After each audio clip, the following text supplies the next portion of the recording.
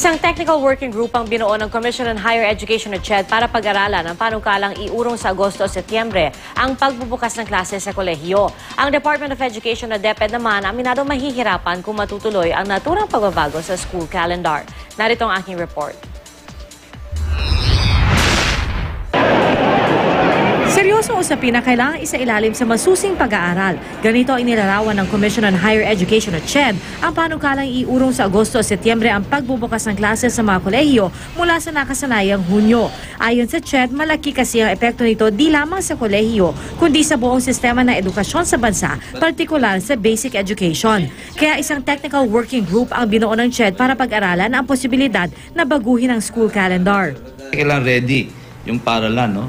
Ang processes niya, yung quality assurance dito, yung yung faculty niya, they're prepared for the international, how would you say this, integration or yung pagpasok ng mga foreign students na kanilang inaasahan.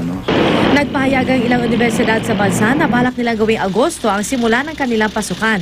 Ang Ateneo de Manila University nais daw makibahagi sa ASEAN integration kung saan mas madali na para sa mga estudyante ng member nations na mag-aral sa ibang bansa. Bahagi raw ito ng pakikipagsabay sa globalization. We are waiting for the final go of the Board of Trustees. That will be in February.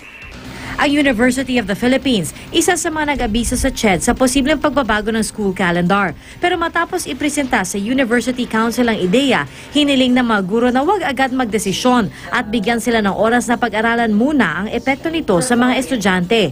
Higit daw kasi sa pagkikipagsabayan sa ASEAN at iba pang bansa ang kanilang obligasyon sa estudyanteng Pilipino. We want to be able to cite again from the UP Charter that our primary responsibility is to the Filipino people. Hindi pa nagbibigay na pahayag ang University of Santo Tomas at De La Salle University na kasama sa nagsabing iuurong sa Agosto o Setyembre ang kanilang school opening. Ang DepEd aminado mahihirapan kung itutuloy ang ganitong panukala. May pahintulot po ang kagawaran ng edukasyon na bigyan ng pahintulot ang mga paaralan, pampribado man o pampubliko na magbukas earliest first Monday of June, latest last day of August. So, any date later than August, we need a law to amend.